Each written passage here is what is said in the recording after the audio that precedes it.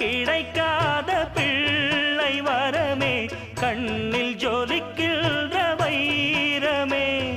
கோடி கொடுத்தாலும் உன்னை போல செல்வம் கிடைக்காது வாழ்விலே.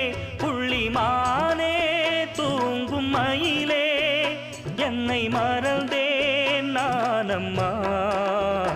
எந்தன் வாழ்க்கையின் அர்த்தம் சொல்ல பூக்களின் வண்ணம் கொண்டு பிறந்த மகளே என் மகளே.